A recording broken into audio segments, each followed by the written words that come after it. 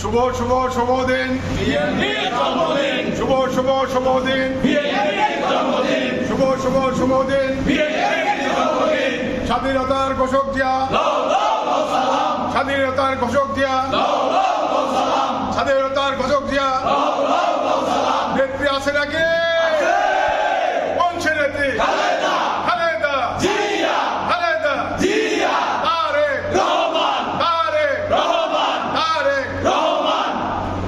আজকে 12টা 1 বেজে গেছে। এটা 1 সেপ্টেম্বর 2025। আমাদের বাংলাদেশের সবচেয়ে জনপ্রিয় দল, সবচেয়ে বড় দল বাংলাদেশ জাতীয়তাবাদী দলের 47তম প্রতিষ্ঠা বার্ষিকী।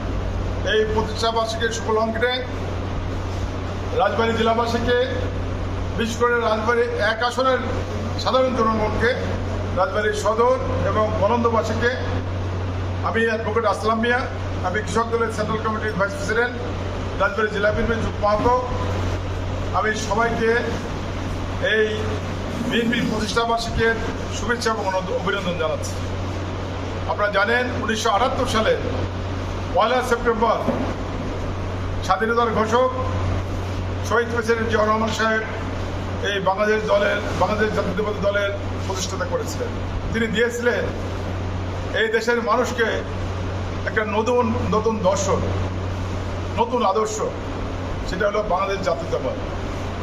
এদেশের লক্ষ কোটি মানুষ আজ 47 বছর সেই শহীদ প্রেসিডেন্ট জিয়াউর রহমানের সেই যে মন্ত্র, সেই মন্ত্র দীক্ষিত হয়ে কোটি কোটি মানুষ এই বিএনপির পতাকা তলে আশ্রয় নিয়েছে। আমাদের প্রেসিডেন্ট শহীদ জিয়াউর রহমান সাহেব দেশের দুটি সংকট মুহূর্তে যে দায়িত্ব পালন করেছেন, যে কারণে বিএনপি আজও মানুষের মণিকোঠায় গেঁথে আছে। আপনারা জানেন 1971 সালে যখন জাতি দিশাহারা, তখন সেই কালুঘাট থেকে উনি স্বাধীনতা ঘোষণা করেছিলেন। সেজন্য উনি স্বাধীনতার ঘোষক জিয়াউর রহমান।